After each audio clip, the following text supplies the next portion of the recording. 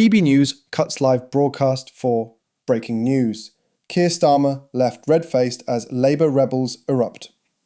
A dramatic moment unfolded live on GB News when the network abruptly cut its breakfast broadcast for breaking news involving Prime Minister Keir Starmer, resulting in a deeply uncomfortable and revealing moment for the Labour leader.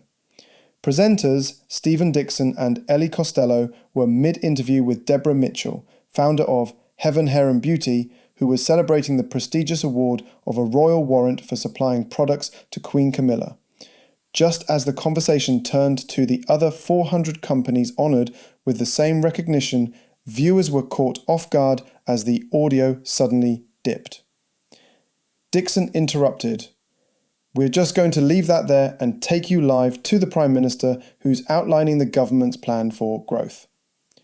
Moments later, Starmer appeared saying, "I do acknowledge here that this year, as we've had to fix the foundations of our country and deal with the unprecedented mess we inherited, we've asked a lot of you. But the timing couldn't have been worse." Just before his address, GB News had been reporting on the chaos within the Labour Party over the controversial welfare reform bill. Political correspondent Adam Cherry delivered a stinging assessment live on air.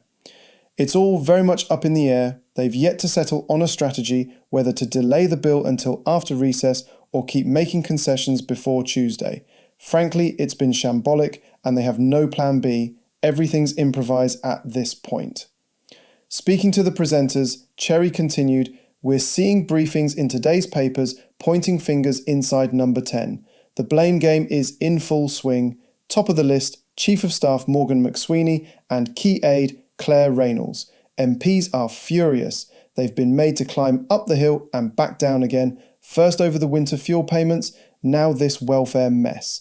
None of it was in the manifesto, which makes it far easier for rebels to defy the leadership." He added that party discipline had completely collapsed as Labour MPs grow increasingly bold in their opposition to the bill.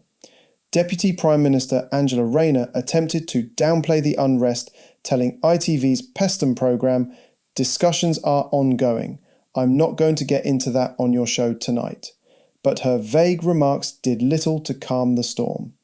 In a significant blow, over 120 Labour MPs have now signed a petition to block the legislation entirely.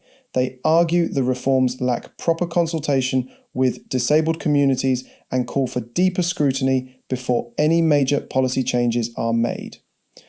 As internal divisions widen, Labour appears to be teetering on the edge of open rebellion.